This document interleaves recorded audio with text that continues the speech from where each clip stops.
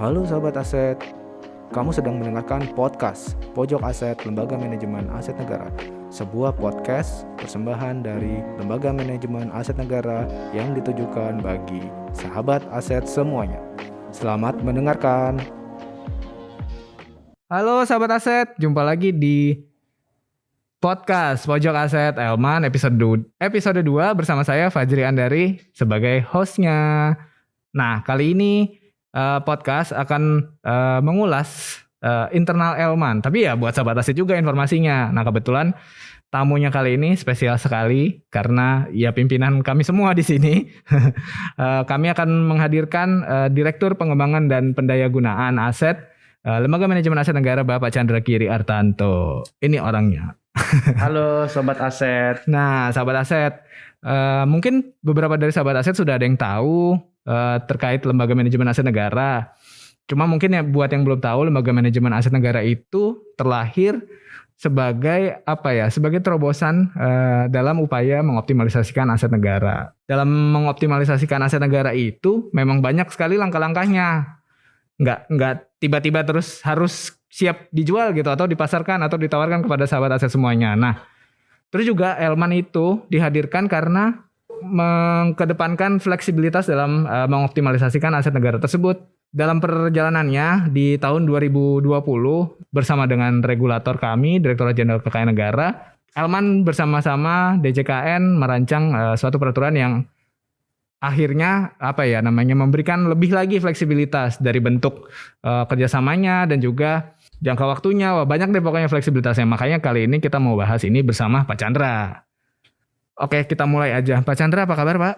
Baik, Ndak. Bagaimana Pak kabarnya di pandemi ini? Masih semangat ya Pak? Tetap semangat. Tetap semangat. Justru di masa pandemi kita justru harus semangat biar imun kita naik nih Ndak. Betul. Biar kita tetap bahagia ya Pak ya. Yoi.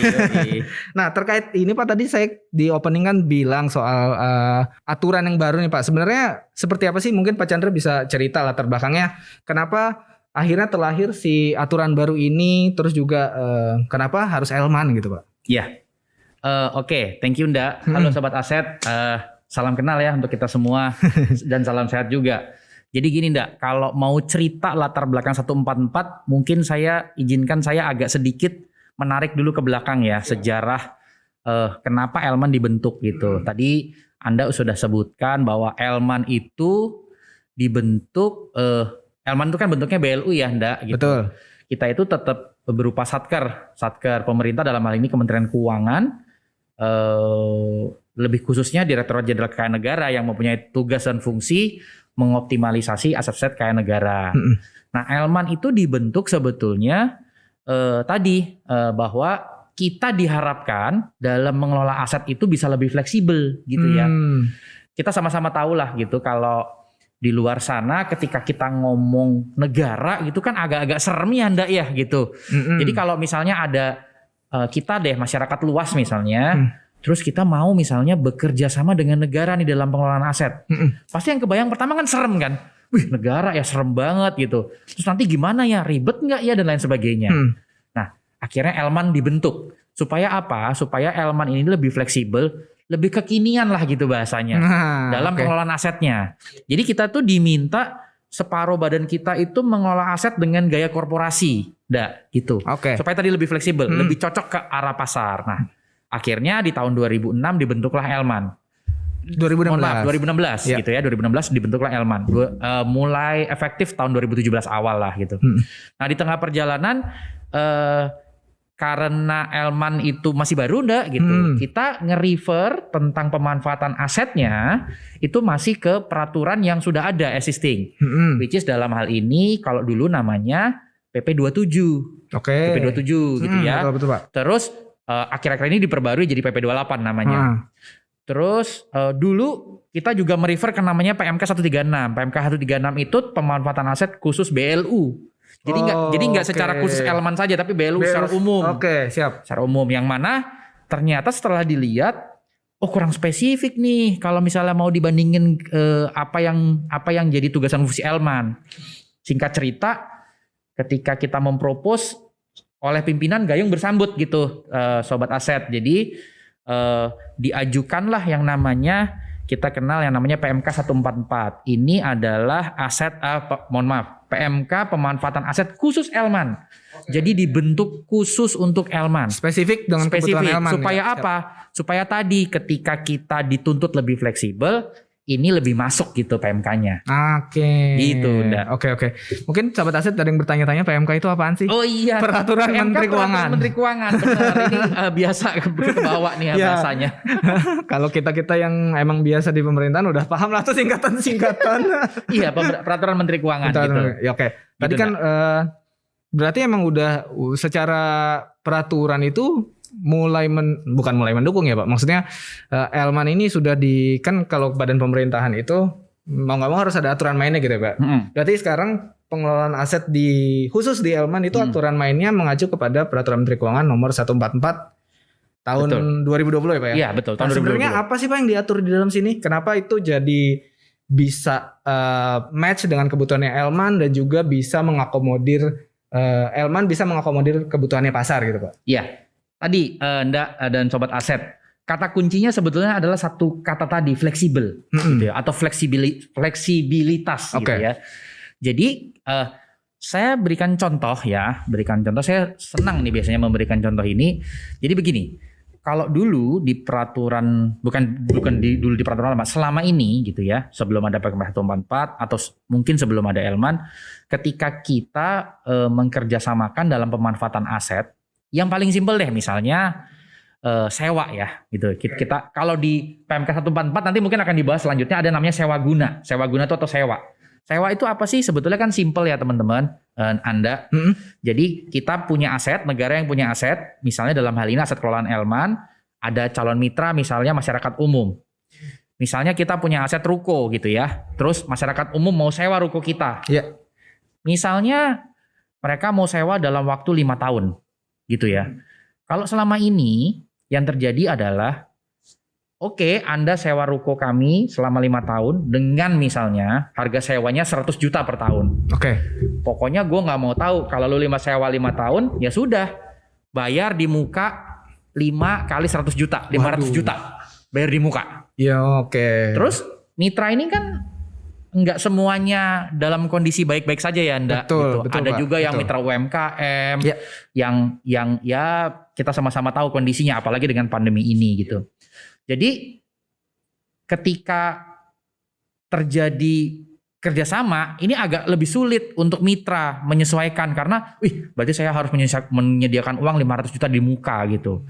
Nah ini yang ternyata setelah kita ngobrol-ngobrol dengan pasar nih gitu dengan market, berat Pak kalau kami kayak gitu. Harusnya kami boleh dong disesuaikan dengan kemampuan kami. Part of negotiation lah gitu. Nah dengan adanya Elman, dengan adanya PMK 144 ini, kita bisa lebih fleksibel enggak? Bahkan kita memungkinkan loh kalau misalnya sewa itu bayarnya per bulan. Tapi tentu dengan kompensasi-kompensasi ya. Jadi misalnya tadi kalau harga sewa 100 juta setahun, kalau dibayar di muka, tapi mungkin kalau dicicil totally mungkin jadi 110 juta atau 120 juta. Tapi boleh dibayar per bulan enggak gitu. Itu sangat-sangat meringankan buat market. Itu contoh simpelnya lah fleksibilitasannya. Iya. Memang terasa ya jadinya maksudnya perubahan itu memang ada dan emang mengakomodir juga. Ya karena kita kan upayanya adalah mengoptimalisasikan aset gitu ya Pak ya. Tapi kalau itu tidak didukung dengan kebijakan yang cocok dengan kemampuan market juga ya jadinya sayang gitu ya Pak ya. Maksudnya nggak terserap gitu. Nah dengan fleksibilitas tadi yang diberikan contoh sama Pak Chandra yang simpelnya jadi sekarang mitra dalam hal sewa itu bisa ya per termin terus dan lain-lainnya gitu. Jadi lebih bersahabat lah kepada mitra ya Pak ya. Lebih bisa menyesuaikan. Betul. Oke. Nah itu kan tadi contohnya ya Pak ya. Nah sebenarnya ruang lingkupnya itu sendiri apa dari peraturan ini Pak, dari PMK 144 itu sendiri, apakah memang dia hanya mengatur jenis-jenis kerjasamanya saja atau ada yang lain ya Pak? Iya, memang pada dasarnya adalah tipe pemanfaatan yang diatur. Oke, itu poin intinya ya Pak? Poin intinya tipe pemanfaatan. Jadi apa sih tipe pemanfaatan ini? Jadi kalau teman-teman sahabat aset ketahui, mungkin bagi orang awam ketika ada kerjasama pemanfaatan aset yang kebayang biasanya itu hanya sewa enggak? Oke. Iya yang normal gitu ya Pak. Jadi misalnya aset negara tadi bentuknya ruko, ada orang awam mau pakai, jadi gue sewa gitu. Padahal nggak selamanya, hanya masalah sewa menyewa. Nanti mungkin akan kita ceritakan di selanjutnya skema-skema apa saja sih sebetulnya yang kita buka tadi ya agar lebih fleksibel, agar lebih bisa mengcapture semua gitu kerjasamanya. Gitu sih intinya.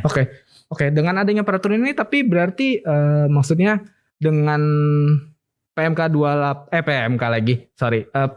28 itu jadinya kita jadi semacam dikecualikan gitu ya Pak?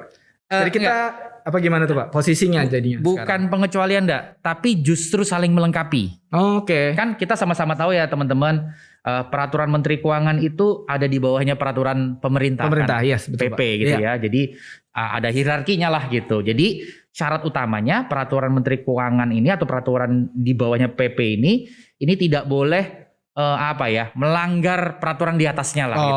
Tetap jadi, dalam koridor itu gitu ya Pak ya? Dalam koridor. Jadi kalau misalnya gini, kalau yang pakai angka contohnya ya. Jadi kalau misalnya peraturan pemerintah itu ngatur 2 biji, nah dengan peraturan PMK ini kita ngatur lebih banyak, lebih dari 2 biji. Pendetailan gitu ya Pak ya? Pendetailan. Jadi kita lebih mengakomodir lah lebih banyak gitu. Tetap ininya pakai PP 28, payung atasnya. Payung atasnya tetap ya? Oke. Nah, terus dengan adanya PMK ini juga, apakah ada kewenangan-kewenangan yang akhirnya mungkin yang dulunya kita harus ke regulator dulu dan segala macam gitu Pak? Apakah ada kewenangan yang turun langsung bisa dilaksanakan sama Elman Pak? Iya. Ini saya agak sedikit nyontek ininya karena saya nggak begitu apal. Jadi memang ada kewenangan yang diturunkan kepada pimpinan BLU dalam hal ini Direktur Utama Elman ketika menentukan jenis pemanfaatannya gitu. Jadi selama ini kan memang wewenang itu ada di Menteri Keuangan selaku Bendahara Umum Negara ya. Gitu. Menteri Keuangan selaku Bendahara Umum Negara itu selaku pengelola barang gitu. Kita sama-sama tahu teman-teman, mungkin saya sedikit cerita aja ya. Jadi kalau di skema barang milik negara, mungkin pertanyaannya gini, barang milik negara itu apa sih? Gitu. Barang milik negara itu adalah barang yang didapat dari 2 sumber sebetulnya. Sumber yang pertama adalah sumber dari pembelian dari APBN. Terus yang kedua adalah sumber dari hibah. Gitu ya. Jadi pokoknya ini bahasa sederhananya, ini kalau dibeli pakai duit negara atau hibah itu jadi BMN. Gitu ya. Nah, BMN itu ada 2 kelompok besar. BMN yang ada di pengguna barang. Siapa itu pengguna barang? Pengguna barang itu kementerian dan lembaga.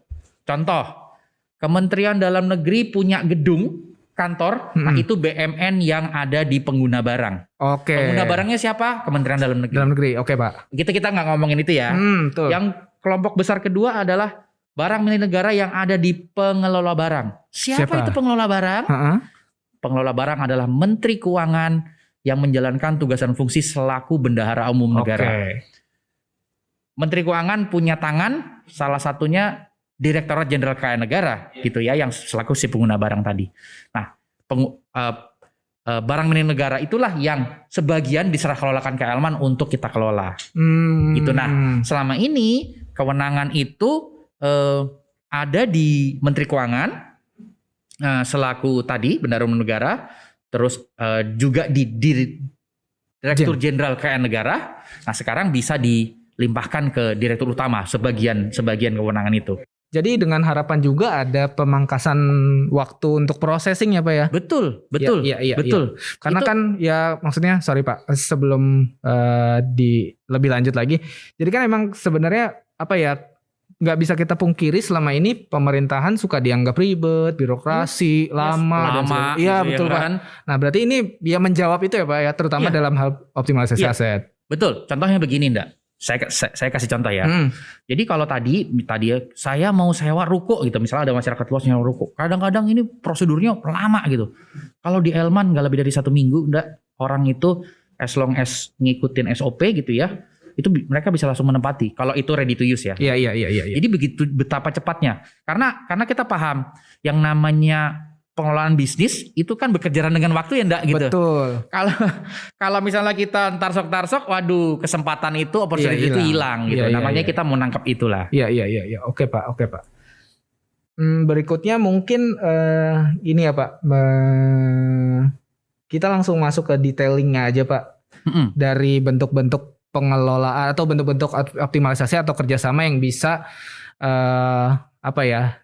dikerjasamakan kepada pihak lain gitu Pak. Nggak cuma, jadi siapa aja sih pihak-pihaknya, nanti kita juga akan ngebahas seperti itu. Nah untuk yang pertama, kan tadi udah disinggung sedikit sama Pak Chandra tuh nyerempet, yaitu sewa atau sewa guna ya, di aturannya sewa guna ya Pak. Nah bisa ceritain nggak Pak kalau sewa guna ini sebenarnya bentuknya seperti apakah, terus siapa aja sih yang bisa jadi mitranya Elman atau dalam hal ini mitranya negara gitu ya Pak?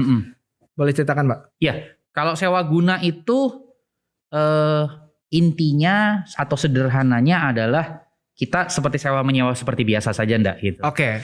Jadi kita punya aset, terus ada biaya yang harus dibayar ketika ingin menyewa, ingin menggunakan, itu ya mitra berarti tinggal sewa gitu. Jadi ini ibaratnya sewa menyewa putus lah gitu. Jadi pokoknya lo sewa aset gua misalnya senilai 100 juta gitu ya setahun tadi saya kasih contohnya biar sama gitu. Betul. Ya sudah, berarti mitra akan sewa 100 juta. Oke.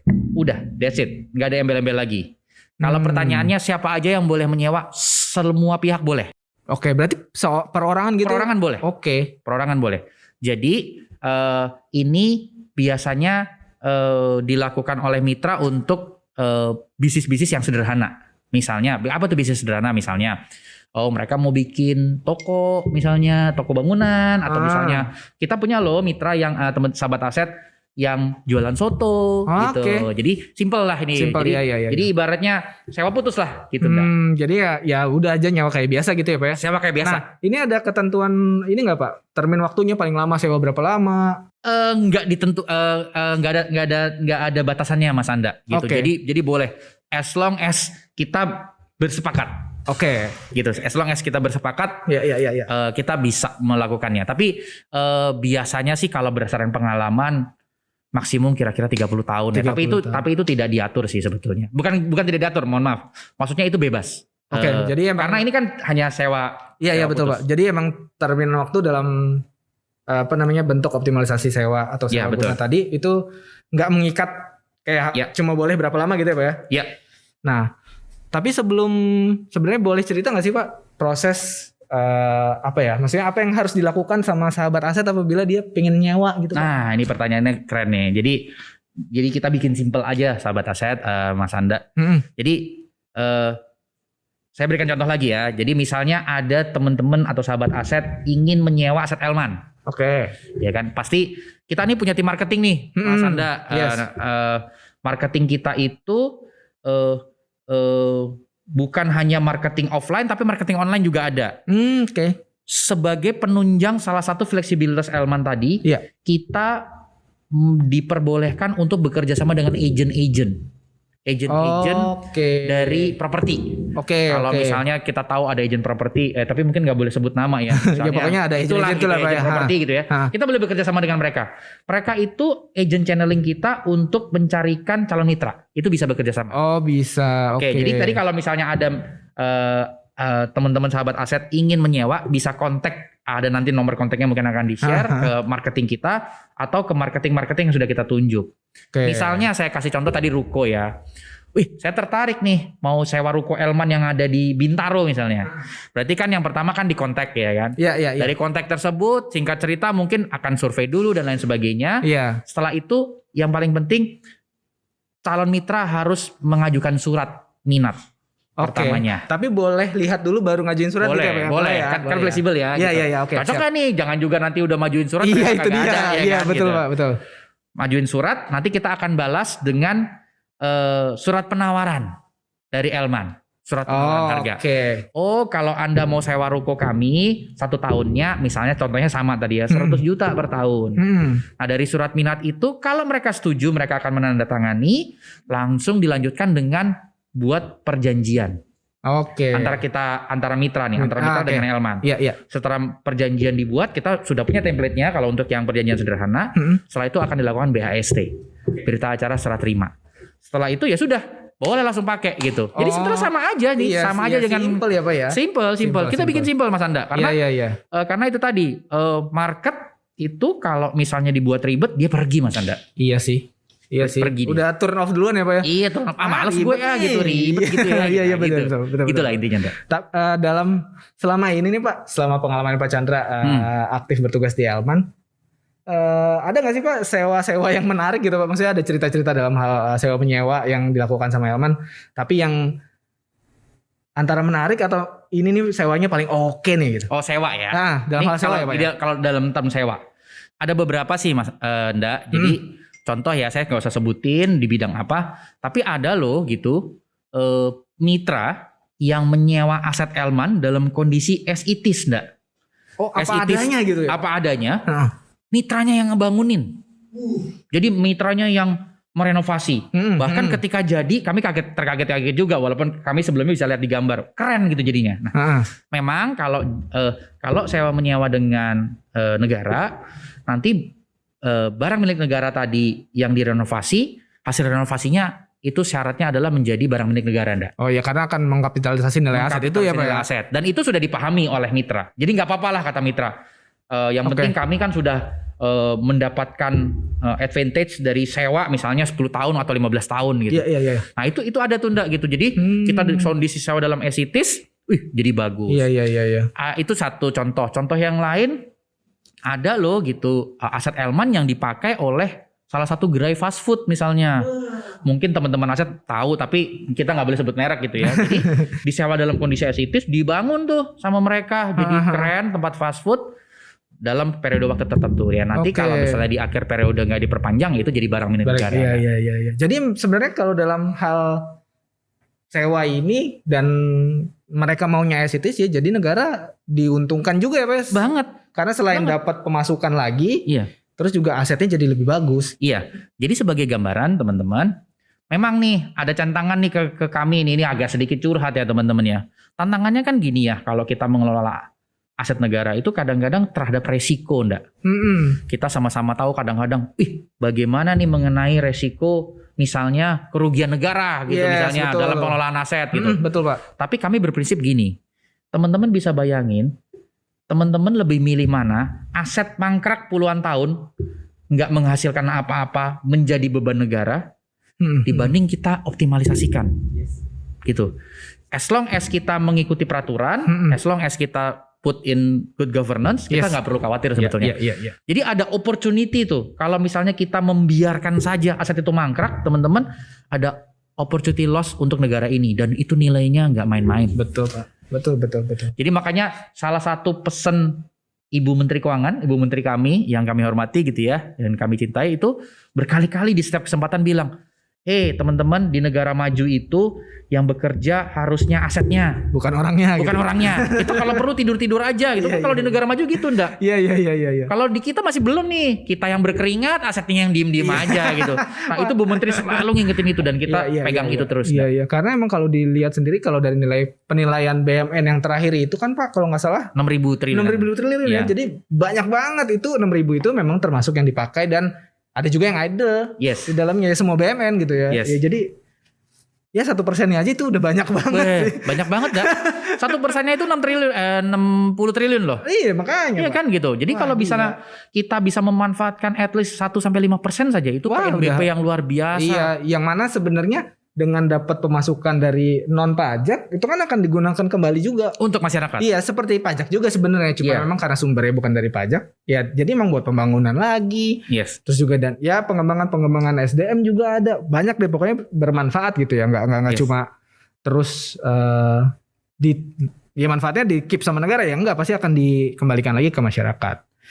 Oke, itu tadi dalam bentuk sewa ya Pak. Nah, ada nggak yang bentuk lain Pak? Kayaknya ada. Di sini, jadi kita kelompokin secara umum ada 4 jenis. 4 jenis ya teman-teman ya. Jadi yang pertama tadi sewa guna udah selesai gitu ya. Yang berikutnya ini ada namanya kerjasama manajemen. Kerjasama manajemen ini apa sih sebetulnya gitu?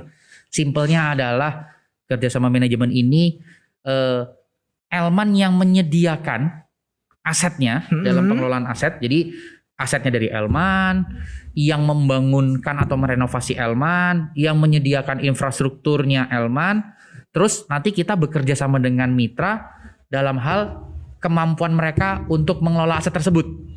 Gitu. Oke. Jadi mitranya itu gimana, ini Pak? dalam sebuah bisnis ya. Jadi misalnya dalam sebuah bisnis. Saya kasih contoh aja. Saya kasih contoh misalnya hotel, teman-teman. Oke. Hotel ya. Hmm. Jadi mungkin sahabat aset tahu bahwa pemilik hotel itu dengan pengelola hotel itu biasanya orang yang berbeda. Gitu. Mungkin banyak yang nggak tahu juga. Iya, ya. iya, Jadi iya. Gimana tuh, Pak? yang punya itu misalnya si A, nanti yang mengelola adalah chain hotel misalnya, karena mereka berpengalaman. Oke.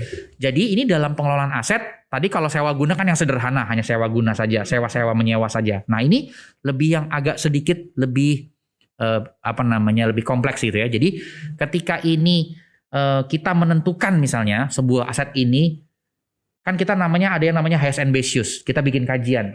Peruntukan terbaik dan tertingginya untuk apa gitu ya. Jadi misalnya ternyata aset ini di lokasi strategis cocoknya setelah kita bikin kajian berdasarkan data market, data perekonomian dan lain sebagainya. Contohnya misalnya cocoknya dibangun hotel. Jadi contoh nih ya, Elman punya bangunan atau tanah cocoknya dibangun hotel. Oke. Pertanyaannya kalau KSM itu adalah berarti infrastruktur pembangunan hotelnya itu yang membangunkan Elman. Jadi yang membuat konstruksinya sampai hotel jadi itu Elman. Isinya fasilitas pendukungnya juga Elman yang investasi. Oke. Nah, tapi nanti ketika mengelola kita bekerja sama nih sahabat aset dengan mitra yang memang pengalaman di bidangnya. Jadi namanya aja kerjasama manajemen. Jadi yang kita kerjasamakan itu kemampuan mereka dalam mengelola manajemennya. Oke. Jadi ketika hotelnya jadi, kita melakukan proses salah satunya namanya beauty contest gitu ya, untuk mendapatkan mitra yang ahli di bidang manajemennya tadi. Jadi kita misalnya tadi kalau hotel contohnya dengan chain hotel, misalnya si A gitu. Ya udah itu jadi ini. Nah, pertanyaan berikutnya adalah terus nanti negara dan mitra dapat apa nih gitu. Iya. Kalau tadi sewa guna kan simple ya. Putus, ya udah bayar per tahun, selesai gitu kan. Nah, kalau kerjasama manajemen jadi kalau kerjasama manajemen itu negara akan mendapat kompensasi dari pengelolaan tadi. Simpelnya ketika tadi operator hotel mengelola hotel itu kan dapat revenue Mas Anda. Iya betul. Selama 1 tahun misalnya ya. Nah nanti itu ada sharing antara manajemen tadi yang ditunjuk dengan pemerintah. Gitu. Jadi ini lebih ke sharing mengenai revenue-nya intinya gitu. Oke, intinya manfaat yang didapat itu ya dari hasil sharing itu tadi Pak. Betul. Dengan semakin banyak mitra mendapatkan pelanggannya gitu Pak. Iya. Tadi dalam hal hotel, okupansi rate tinggi berarti dia akan dapat lebih banyak. Betul. Nah itu yang akan kita monitor tuh Mas Anda. Jadi kan ketika tadi kita sudah bekerja sama dengan mitra, kita punya proposal gitu ya di awal. Iya. Janji mereka lah. Oh ini Pak, kalau kami mengelola hotel Bapak atau hotel Ibu, nanti kami akan 1 tahun mendapatkan segini. Itu yang sebagai KPI lah, enggak gitu. Oke, jadi kita monitoringnya by KPI ya Pak ya? KPI. Oke. Jadi nanti kalau misalnya ternyata naik turun ini ya nanti kita atur lagi gitu. Maksudnya bukan kita atur, kita take a look lagi gitu ya. Oke, di review ulang gitu ya Pak. Nah, KSM tadi kan kalau tadi bermitra terus juga nanti ada sharing profit. Nah, dalam hal penentuan mitra siapa saja Pak yang boleh ikutan di KSM gitu? Ada nggak kayak ketentuannya siapa? Oh iya, kalau KSM sudah pasti harus dalam bentuk sebuah Mas ya, sebuah lembaga gitu, sebuah badan hukum gitu kan? Badan hukum. Oke. Mau ngomong badan hukum salah benar. Badan hukum. Iya. Karena apa? Karena ini lebih ke profesionalan gitu ya, tanggung jawab dan lain sebagainya. Yeah. Jadi badan hukum lah intinya. Oke. Nah, badan hukum ini yang nanti kita akan cari gitu ya, atau bisa kita tawarkan.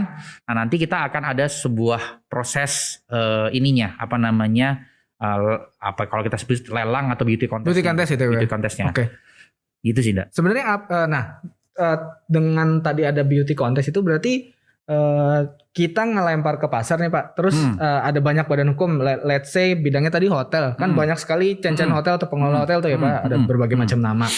Nah, itu nanti kita tampung dulu semua, kita lihat kemampuannya mereka berani berapa atau seperti apa Pak? Dalam tadi beauty contest itu. Ya, sebetulnya kan kalau beauty contest simpelnya adalah yang paling beauty itu sebetulnya gitu ya. Iya.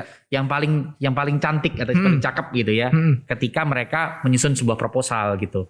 Jadi ini benar, ini yang kita lempar biasanya. Tapi kan karena ada berbagai macam proses tender ya. Ada yang terbuka, semi tertutup dan sebagainya gitu. Dan Elman boleh semua melakukan itu. Jadi biasanya kita nanti akan sudah mesederhanakan dalam. Jadi tadi kalau Anda bilang banyak gitu ya, mungkin kita sederhanakan menjadi more than enggak lebih dari 5 gitu ya. Nah itu yang nanti kita kumpulkan, kita undang gitu, kita ceritakan ini kami punya ini, Anda tertarik atau tidak gitu ya. Terus nanti mereka akan membuat proposal enggak? Gitu. Nah, di Elman sendiri itu kita punya tim gitu ya, tim seleksi. Tim seleksi ini jadi jangan khawatir soal buat aset nanti, pemilihannya subjektif dong Pak, atau jangan maunya si direkturnya gitu kan. Nggak mungkin enggak gitu. Kita punya good governance gitu ya. Jadi kita bikin tim yang anggotanya dari semua sisi. Jadi kalau di Elman ada sisi pimpinan, ada sisi SPI, ada sisi manajemen resiko, ada sisi keuangan dan lain sebagainya. Tim ini nanti yang akan menseleksi nih ndak. Dilihat gitu. based on proposal. Based on proposal. Gitu. Kalau track record udah pasti ya. Kan kita pasti tahu ya kalau kalau kita mau beli Ciki aja itu kita tahu, Ciki merek ya.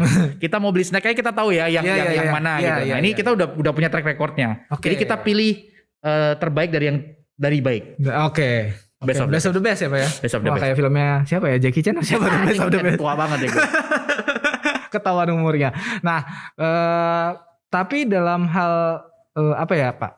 Karena itu selain dari track record si calon mitra dan juga proposal yang disampaikan, itu ada nggak sih Pak langkah-langkahnya Elman untuk tetap memastikan aset ini ya teroptimalisasi dengan baik gitu Pak? Ada nggak kayak misalkan kan ini baru ya istilahnya kalau proposal itu kan by forecast dan segala macam nih Pak. Kalau misalkan nanti di tengah jalan kenapa-napa, ada nggak proses kayak review ulang atau kaji ulang dan sebagainya? Seperti apa Pak? Kata kuncinya ada di namanya monitoring dan evaluasi. MONEV. Jadi di perjanjian, perjanjian itu apa sih? Kan perjanjian itu kan kita berjanji ya, kita sama-sama sepakat antar pihak gitu ya. Jadi kita sepakat gitu. Kita akan melakukan monitoring dan evaluasi.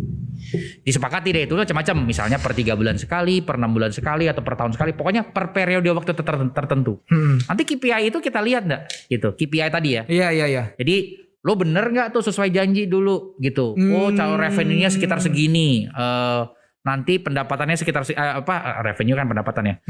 Untungnya sekitar segini, operational cost-nya sekitar segini. Nah, itu yang kita pegang, jadikan pegang. Nah, pertanyaannya, kalau misalnya ternyata itu nggak meet expectation gitu ya nanti kita duduk bersama lagi karena ini kan kesepakatan bersama gitu ya.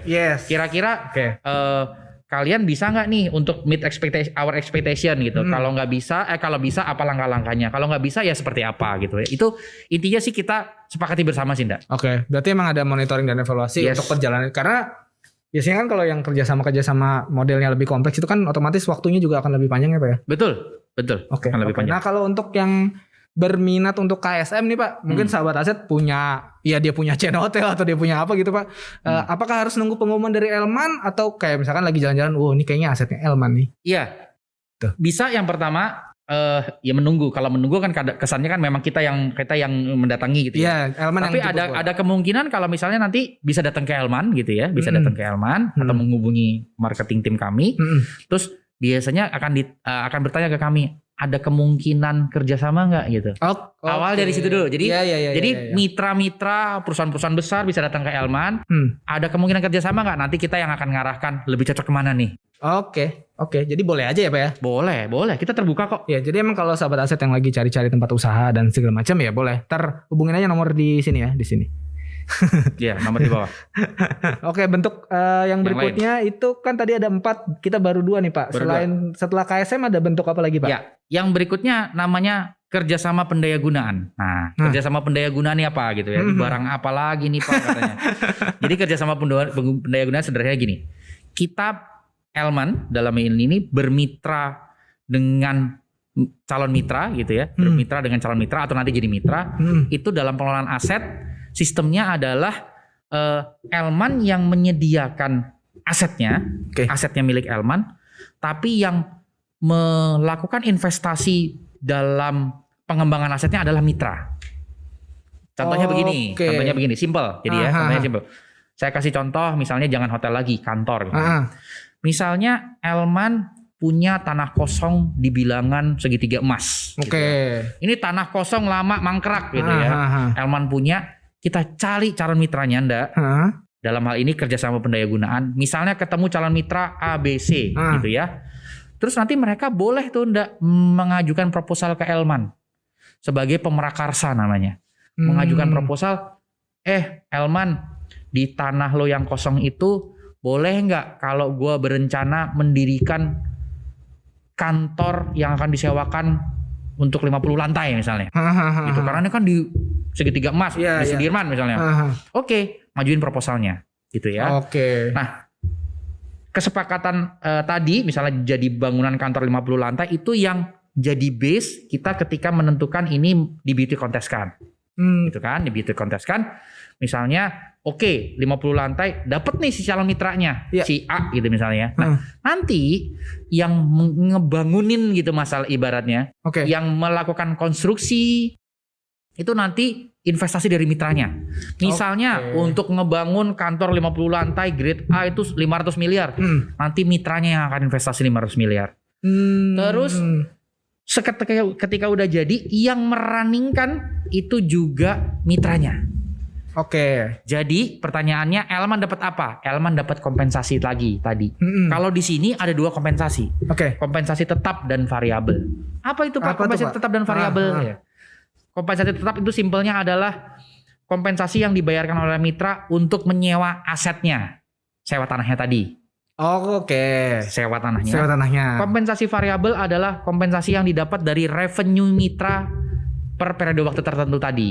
Jadi misalnya revenue-nya per tahun dari nyewain kantor di situ misalnya 50 miliar. Nanti dapat kompensasi sekian persen untuk Elman. Gitu. Jadi di situ ini Elman lebih enak nih. Elman gak ngeluarin apa-apa nih gitu. Jadi kita cuman duduk manis, setiap tahun dapat kompensasi. Gitu. Ini kalau di luar itu bisa kita kenal biasanya namanya BOT, BTO. Iya, baru saya mau tanya itu seperti transfer. Berarti nanti barang apa misalkan tadi tanah kosong, terus kan ada bangunannya ya Pak ya. Berarti bangunannya nanti jadi milik negara dong. Iya, itu dalam jangka waktu tertentu. Jadi iya betul.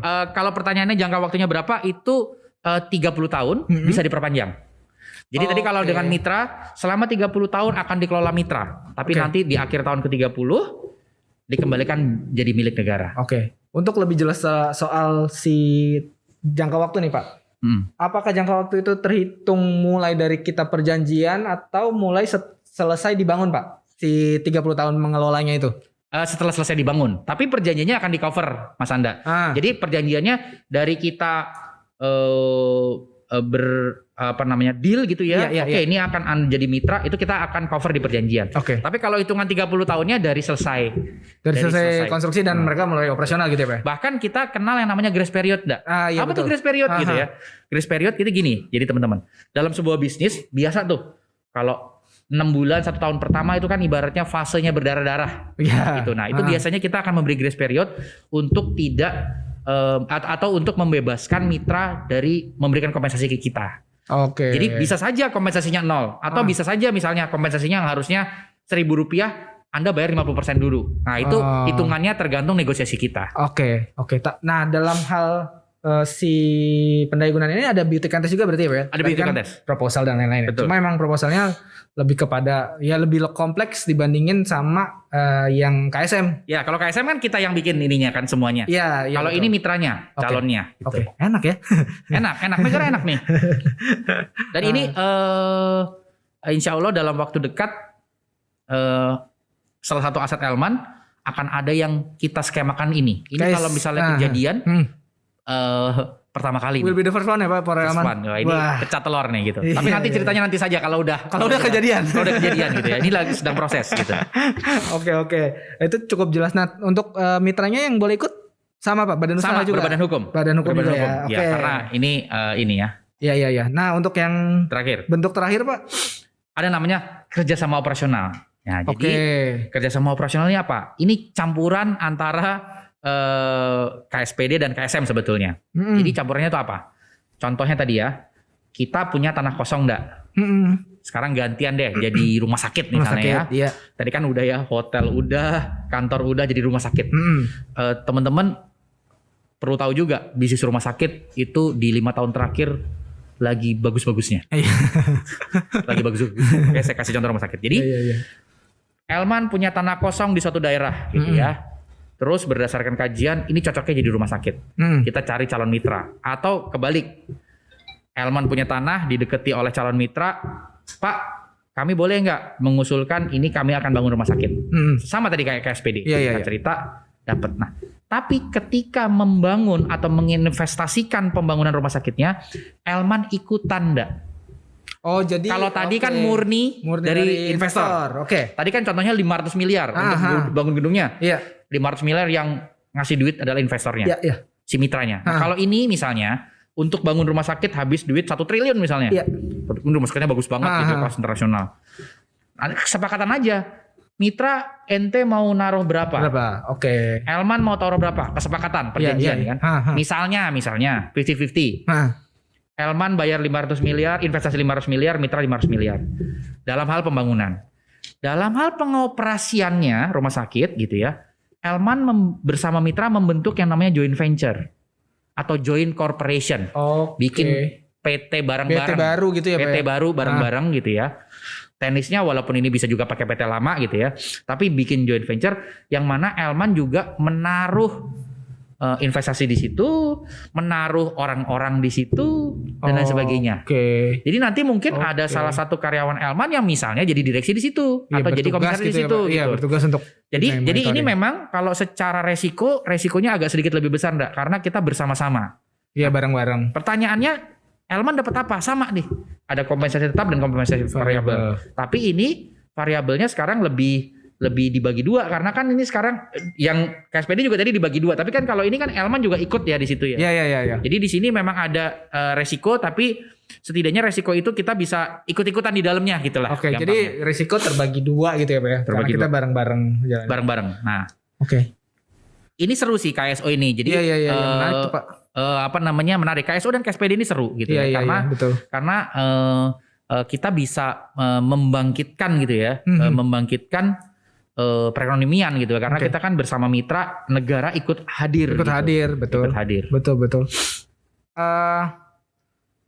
Udah ada rencana-rencana lagi Pak. Kayak tadi KSPD kan udah mau ada naga-naganya kita akan merapat nih. Ada yang aset Elman akan bentuknya KSPD gitu. Nah kalau KSO ini sendiri gimana Pak? Udah ada belum?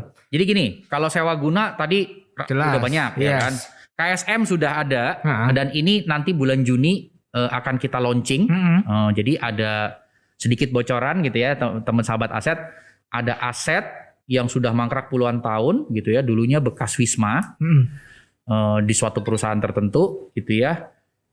Ini sekarang kita kerjasamakan dengan mitra KSM tadi untuk menjadi jadi hub untuk masyarakat bisa lebih lebih tempatnya masyarakat berkumpul lah gitu. Di sana ada coworking space, ada bioskop rakyat, ada tempat jualan makanan, food gitu ya. Terus ada juga laboratorium yang bekerja sama dengan pemerintah Korea dalam penyediaan infrastruktur untuk laboratoriumnya gitu. Jadi misalnya gini simpelnya.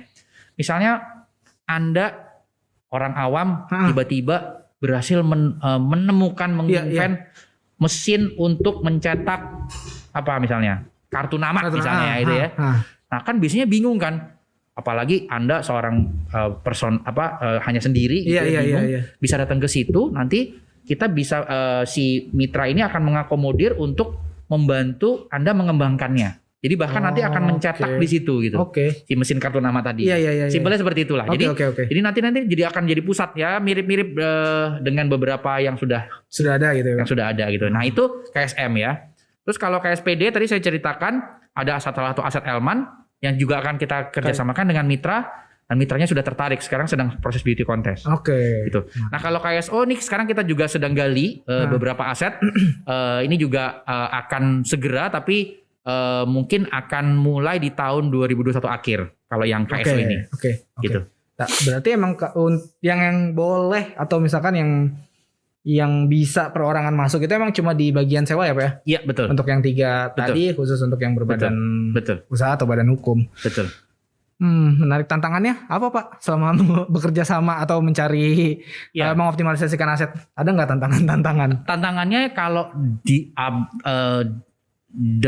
dibandingkan dengan kondisi sekarang, kita sama-sama tahu ada sahabat kita yang namanya COVID ini datang gitu ya. Jadi bisa bayangin ya teman-teman gimana caranya Elman itu bisa hadir gitu ya.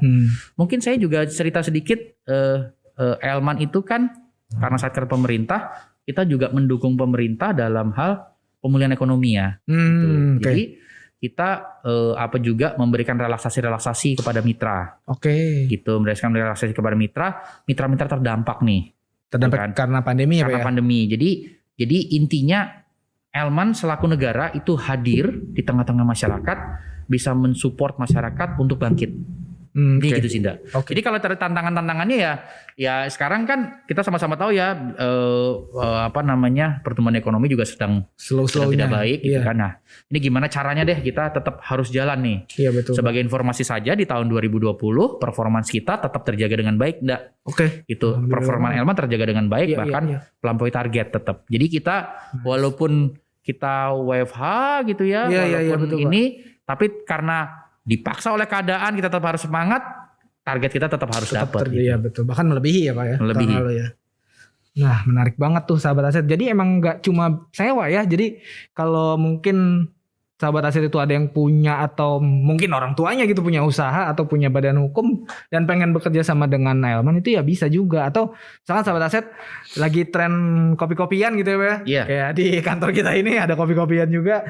Nah lagi kopi-kopian mau buka warung kopi ya bisa aja sewa sama Elman gitu. Tapi sewa ya bentuknya, nggak yang lain. Kalau dalam hal kamu belum punya PT si toko kopinya itu tadi gitu ya Pak ya. Kalau masih perorangan, nah itu sewa. Iya. Atau untuk hal-hal yang lebih simpel lah. Iya, yang simpel-simpel gitu ya Pak ya. Nah, terakhir Pak, sebenarnya asetnya apa aja sih yang di Elman Pak yang bisa dikerjasamakan ini Pak? Gitu ya. Jadi pertanyaannya kan sahabat aset pasti banyak yang belum tahu bahwa namanya Lembaga Manajemen Aset Negara. Tadi Anda sudah singgung sedikit. Hasil revaluasi BMN nilainya sekitar 6.000 triliun. Pertanyaannya, berarti 6.000 triliun dikelola oleh Elman semua? Belum. Jawabannya belum. Bukan enggak ya, jawabannya belum. Jadi Elman itu diserah kelolakan aset oleh pengelola barang, dalam hal ini Menteri Keuangan dan DJKN untuk diserah kelolakan ke Elman tadi. So far kita, jadi secara gradually teman-teman, dari tahun 2017 sampai tahun 2020 sekarang ini, 2021 ini, kita sudah 10 kali diberikan serah kelolaan aset. Jumlahnya ada berapa jadinya? Nah, sekarang ada berapa? Aset yang kita kelola kurang lebih sampai dengan saat ini adalah sekitar 29 triliun. Ya 30 kurang dikit lah. Gitu ya. Itu isinya apa aja Pak? Isinya itu ada 273 aset plus 1 lapangan golf di Ciperna dan 2 kilang. Kalau teman-teman tahu ada kilang LNG Badak dan kilang LNG Arun. Jadi ini pemrosesan LNG. Yang 273 tadi aset apa aja? Ada apartemen, ada ruko, ada kantor, ada tanah kosong dan lain sebagainya. Nah ini yang kita buka seluas-luasnya untuk masyarakat untuk bisa mengerjasamakan nih dengan kita gitu. Dan ini tiap tadi gradually atau tiap periode waktu tertentu gitu ya. Ini kita akan ditambahin terus nih sama DJKN gitu ya, sama pemerintah dalam hal ini, dalam Kementerian Keuangan untuk bisa kita kelola. Jadi ini akan bertambah terus nih aset Elman gitu. Wah, jadi apa ya?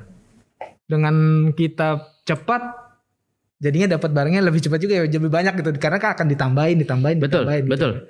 Jadi muter terus. Jadi memang upaya pemerintah dalam mengoptimalisasikan aset negara dapat terwujud. Ya, contoh satu lagi Nda, ini agak promosi juga ya teman-teman. Jadi kami tuh kami mengelola 100 lebih apartemen. Nah itu tuh menarik tuh. Kan ditanya kan, loh kok bisa ya? Iya kok bisa punya apartemen gitu ya. Teman-teman mungkin kita flashback dikit ke tahun 98. Mungkin banyak yang belum lahir ya. Kita tahu sama-sama dulu ada krisis ekonomi ya. Iya krisis Pak betul. Terus ada kasus tanggungan Bank Indonesia. Ketika ada beberapa bank yang gagal bayar gitu ya. Itu kita namakan hak tanggungan Bank Indonesia. Nah beberapa aset dari bank-bank ini kan disita oleh negara, gitu ya, diselesaikan, akhirnya jadi milik negara, dan ini diserah kelolakan ke Elman. Salah satunya itu adalah aset-aset apartemen tadi. Jadi kita punya beberapa tadi 100 lebih unit apartemen tersebar di Jakarta gitu ya. Ini sudah mangkrak sekian lama gitu ya. Iya. Terus kita renovasi enggak? Nah ini kita sewakan. Oke. Kita sewakan. Nah sewakannya itu kita juga fleksibel lagi nih teman-teman gitu. Bukan hanya sewa yang biasa saja gitu. Kita sedang bekerja sama nih dengan misalnya dengan kita sebut aja nggak apa-apa ya, dengan Renfik misalnya. Iya. Jadi nanti misalnya teman-teman yang mahasiswa gitu atau teman-teman yang masih pada bujangan mau joinan sama temennya.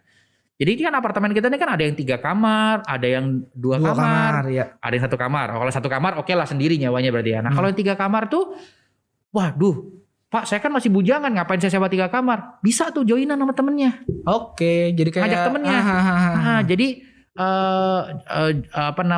bersama-sama lah gitu. Oke. Jadi nanti bayarnya patungan lah gitu gampangnya, dibagi 3 gitu. Dan itu bayarnya boleh per bulan gitu. Wah enak banget. Bisa enak dan murah loh gitu. Jadi kita punya beberapa apartemen di Puri Kasablanka, di Kemang, di Taman Anggrek dan lain sebagainya. Silakan datang. Jadi nanti ini kita bisa sewakan murah dan itu teman-teman boleh milih mau dalam kondisi fully furnished, atau dalam kondisi yang kosongan, teman-teman yang bawa sendiri monggo. Nanti biasanya sih enak-enakan fully furnished ya, tinggal datang bawa baju ya kan. Gitu, Pak. Udah. Daripada teman-teman bayar kos loh. Lebih baik nyewa apartemen karena lebih murah. Kalau patungan kan lebih murah. Kalau dibagi 3 tadi misalnya. Iya betul lebih juga murah. Sih, mungkin lebih meringankan juga ya. Lebih meringankan. Ya bekerja sama itu pasti meringankan suatu pekerjaan. Iya betul. Termasuk bayar kos-kosan. Fasilitasnya kan banyak banget Mas Anda. Iya. Contohnya. Gak rugi sih. Contoh Puri Kasablanka tadi ya. Kami punya 100 unitan di sana. Puri Kasablanka itu selangkah doang ke kota Kasablanka. Iya ke mall. Bener. Kemana-mana deket. Fasilitasnya you name it ada semua. Iya. Lapangan pasti. basket. Kolam renang, gym. Semuanya ada. Oke. Itu. Jadi silahkan gitu datang ke Elman. Itu tadi kalau apartemen dan banyak sih ada ruko, ada kantor dan sebagainya. Iya. Gitu ndak. Nah, oke, jadi sahabat aset kalau emang berminat sama bekerja sama Elman ya, monggo kami open dan segera hubungi juga bisa ke Sapa Elman. Nanti nomornya tertera di bawah sini. Bilang saja saya minat sama aset yang ini atau mau nanya-nanya dulu juga nggak apa-apa, pasti akan kita sambil ngopi-ngopi nggak apa-apa. Iya, akan kita open layani gitu ya. Nah, ini terakhir Pak. Kalau bentuknya tadi ada kompensasi variabel, terus ada bayar sewa dan lain-lain, itu kan bentuknya manfaat yang didapat sama negara itu manfaat dalam bentuk finansial gitu. Ada nggak sih manfaat lain yang bisa dihadirkan sama si aset-aset yang terutilize ini, Pak? Wah, ini pertanyaannya keren banget. Ini Mas Angga. Jadi Mas Anda. Jadi gini, Elman ketika hadir itu sebetulnya bukan hanya melulu dituntut bisa menghasilkan PNBP, sahabat aset, tapi bisa memberikan manfaat seluas-luasnya untuk masyarakat.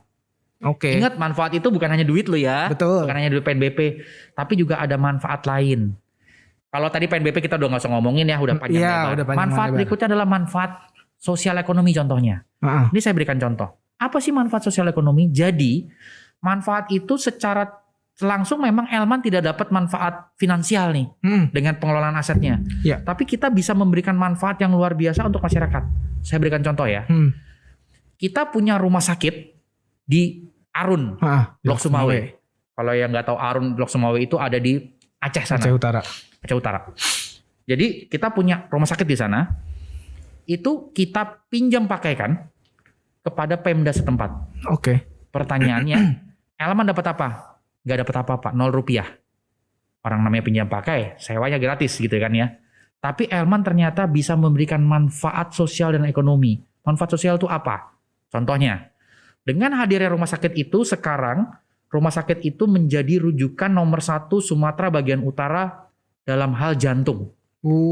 Jadi daripada keluar negeri sekarang orang pada banyak lari ke sana. Ini kerjasama dengan Rumah Sakit Harapan Kita. Gitu. Itu keren banget. Jadi dapat bintang 5 untuk jantung. Terus menurut penelitian dari rumah sakit, angka kematian ibu melahirkan jadi berkurang.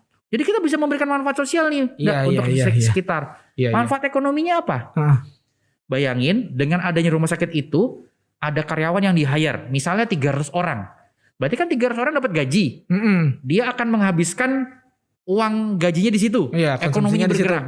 Itu bisa dihitung. Jadi kita bekerja sama dengan beberapa lembaga, salah satunya dengan Universitas Indonesia, pihak lain gitu ya, kita bisa menghitung manfaat-manfaatnya. Yang bisa dihadirkan ya Pak? Dihadirkan. Jadi sekali lagi kita nggak dapat manfaat finansial memang, tapi bisa memberikan manfaat ekonomi dan sosial. Nah, hal-hal itu di tahun 2021 Elman akan coba prioritaskan juga enggak? Oke. Jadi kita punya 7 prioritas yang salah satunya adalah memberikan manfaat sosial ekonomi kepada masyarakat dalam hal pengembangan aset. Itu tadi contoh rumah sakit. Contoh yang lain juga kita ada aset kita yang kita kerjasamakan dengan pemerintah daerah DKI Jakarta dalam pengadaan puskesmas. Oke. Jadi waktu itu Pemda DKI udah pusing tuh mau bikin puskesmas daerah Gambir nggak dapat aset. Akhirnya datang ke kita. Kita datengin juga. Kita kan memang kerjasama dengan baik ya dengan Pemda. Ya udah deh pakai aset kita. Udah deh kita nggak usah ngomongin harga. Yang penting kita bisa mensupport pemerintah DKI dalam hal pengadaan tempat untuk puskesmas tadi.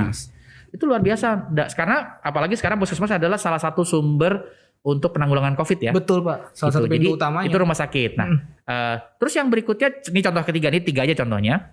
Itu misalnya ketika kita mengembangkan aset, kita bekerja sama dengan mitra yang memang ketika mengelola aset itu untuk kepentingan sosial ekonomi.